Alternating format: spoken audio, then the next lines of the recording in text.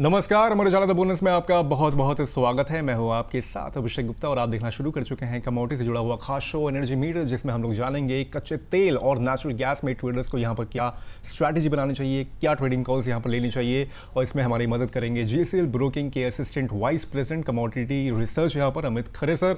Sir, आपका बहुत बहुत स्वागत है आज के शो में। Thank you Abhishek ji. चलिए चर्चा आगे बढ़ाते हैं, लेकिन उससे पहले एक बार देख लेते हैं कि WTI ब्रेंट और क्रूड के भाव क्या चल रहे हैं। इसके अलावा MCX पर क्रूड के भाव यहाँ पर क्या चल रहे हैं। तो WTI ट्रेंड की अगर हम लोग यहाँ पर बात करें तो हल्की सी दबाव दोनों में यहाँ पर देखने को मिल रहा है।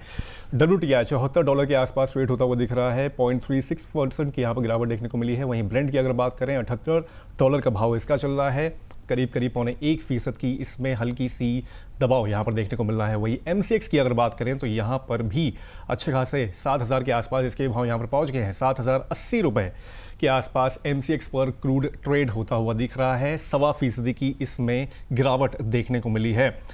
अमित सर, क्या लग रहा है कि मतलब सीज फायर की जो बातें अभी चल रही हैं, ट्रेड डील होने ही वाली है, लेकिन अल्टीमेटली जो इजराइल है खासतौर पर यहाँ पर, उसके पॉइंट ऑफ व्यू से अगर देखा जाए तो मेन जो पार्टी है यहाँ पर इजराइल को लेकर अगर देखें तो फिर वही ज़्यादातर यहाँ पर इवॉल्व होती नहीं दिख रही है। मेन बात तो सिर्फ US और ईरान के बीच में यहाँ पर चल रही है। क्या लग रहा है कि आते आते कुछ एंटी क्लाइमैक्स हो सकता है यहाँ पर? हाँ अभिषेक जी, बिल्कुल। देखिए, युद्ध का माहौल तो है, बट मेरे को लग रहा है 90% तो युद्ध शांत हो चुका है। 10% बचा है, वो थोड़ा थोड़ा करके ओवर द टाइम चलता रहेगा। रशिया यूक्रेन का वॉर को भी लगभग 3 से 4 साल हो चुके हैं, तो मेरे को लग रहा है ये भी थोड़ा सा खिंचेगा। बट ओवरऑल चीजें अब धीरे धीरे कंट्रोल में आ रही हैं, क्योंकि काफी लंबा समय हो गया और काफी नुकसान जो है इस युद्ध की वजह से अराउंड द वर्ल्ड हुए हैं। इकोनॉमी की हालत काफी खराब हुई है। कच्चे तेल जिस तरीके से 10,500 के हाई बनाए, उससे ओवरऑल जो है बिजनेस और व्यापार को काफी ज्यादा नुकसान हुआ है। बट चीजें धीरे धीरे कंट्रोल में आ रही हैं। आपके चैनल के ही माध्यम से 10,000 से लगातार हम लोग बिकवाली का ट्रेड दे रहे हैं, और क्रूड में भी देखा जाए तो 105 के आसपास से बिकवाली कर रहे हैं। अभी बिकवाली का ही ट्रेड है, लेकिन ओवरऑल मार्केट थोड़ा सा ओवरसोल्ड जोन हो चुका है, तो उछाल का इंतजार ट्रेडर्स को करना चाहिए। मेरे को लग रहा है मिनी क्रूड का जो मैंने रेंज बनाया है वो 7300 से लेके 7350, इस रेंज में अगर प्राइसेस मिलते हैं तो कहीं पे भी बिकवाली की जा सकती है। और नीचे में टारगेट रखना है 6,800 रुपए का, और स्टॉप लॉस है 7,530 रुपए का। 7,530 एक ऐसा लेवल है अभिषेक जी, जिसको अगर ये ब्रेक नहीं करता है तो नीचे में 6,500 के भाव भी क्रूड ऑयल में देखने को मिल सकते हैं। तो जो पोजिशनल ट्रेडर है वो ट्रेलिंग स्टॉप लॉस के साथ में इसको ट्रेल करके चल सकते हैं, और नीचे में 6,500 रुपए तक के टारगेट के लिए भी इसको होल्ड किया जा सकता है। ट्रेलिंग स्टॉप लॉस भी यहाँ पर लेकर चल सकते हैं। क्रूड मिनी के लिए यहाँ पर जून वायदे के लिए 7300 से 7350 के आसपास यहाँ पर सेल की सलाह दी गई है। टारगेट जो है वो 6800 रुपये का है, और स्टॉप लॉस जो है वो 7530 रुपये का है। सर, इस बीच एक रिपोर्ट भी आई है गोल्डमैन सैक्स की। क्रूड की कीमतों के अनुमान को यहाँ पर कटौती यहाँ पर की गई है। पहले जो टारगेट दिया गया था वो 90 के आसपास था, अब $80 यहाँ पर कर दिया है चौथी तिमाही के लिए। 2026 की चौथी तिमाही के लिए यहाँ पर ब्रेंट क्रूड के यहाँ पर बताए गए हैं। जैसे कि स्क्रीन पर भी देख सकते हैं, अनुमान में यहाँ पर कटौती की गई है। और ट्रंप की अंतरिम डील घोषणा के बाद यहाँ पर क्रूड की कीमत का अनुमान जो है वो घटाया गया है। ऑब्वियसली बात है कि पॉजिटिव आउटलुक दिख रहा है कि हो सकता है कि जब डील हो जाएगी उसके बाद स्ट्रेट ऑफ हॉर्मुज भी खुल जाएगा, और उसके बाद से यहाँ पर भाव गिरते हुए दिख सकते हैं। और 2027 के औसत ब्रेंट अनुमान को यहाँ पर घटाकर $75 कर दिया गया है, जो कि पहले $80 के आसपास था। 2026 के Q4 में WTI का जो औसत 75 यहाँ पर डॉलर रहने का यहाँ पर अनुमान जताया गया है। पहले ये $70 रहने की बात की गई थी। सर, क्या लग रहा है इस रिपोर्ट की अगर हम लोग बात करें तो?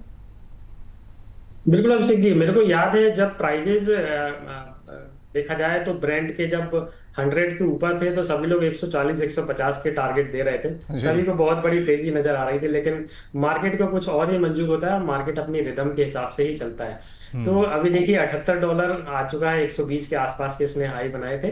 तो धीरे धीरे करके जब प्राइजेस एडजस्ट होते हैं तो सारी चीजें धीरे धीरे करके सॉल्व होने लग जाती है।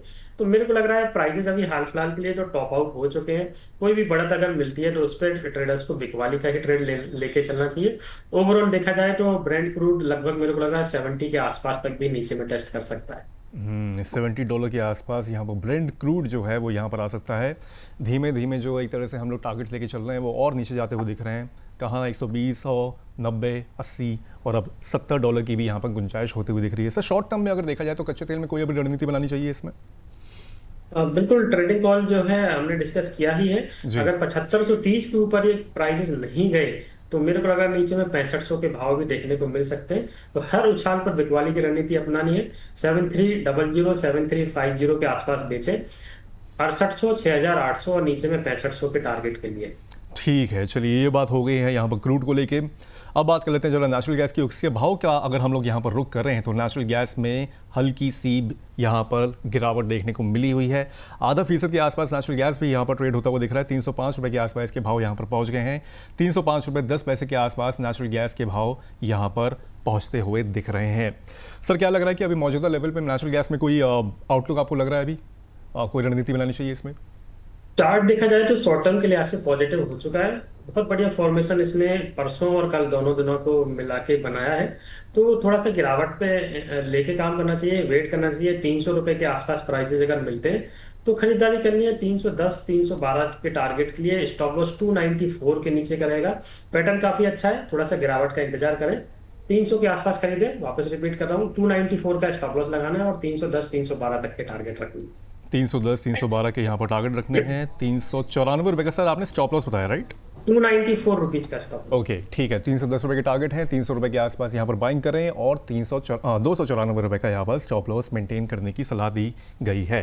बाकी आज यूएस इन्वेंट्री डेटा भी सर आने, तो उस पर भी नज़र रहेगी और उस पर भी हम लोग शो लेके आएंगे, तो उस पर भी आप दर्शक यहाँ पर उस पर नज़र बना के रख सकते हैं। रात के पौने 8 बजे के आसपास हम लोग ये शो लेकर आएंगे, जब यूएस इन्वेंट्री डेटा से ठीक 15 मिनट पहले ये शो शुरू होगा। उसके बाद उस पर भी थोड़ा सा डिस्कशन करेंगे हम लोग। Amit sir, thank you so much. जाने से पहले प्लीज़ अपना डिस्क्लेमर शेयर कर दें आप। जी, अब देखिए, जो भी ट्रेड हमने यहाँ पे एनर्जी में डिस्कस किया है उसमें मेरी कोई पर्सनल पोजीशन नहीं है।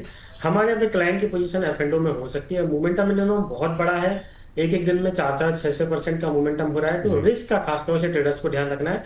छोटा ट्रेड लीजिए, युद्ध की घटनाएं हैं तो उनको थोड़ा सा रुकने दीजिए। स्टॉप लॉस प्रॉपर फॉलो लगाइए और जो रजिस्टर्ड एनालिस्ट होते हैं उनका सजेशन क्लाइंट को जरूर लेना चाहिए। ओके, तो तमाम जानकारी के लिए sir thank you so much. जल्दी मिलेंगे आपसे। Thank you.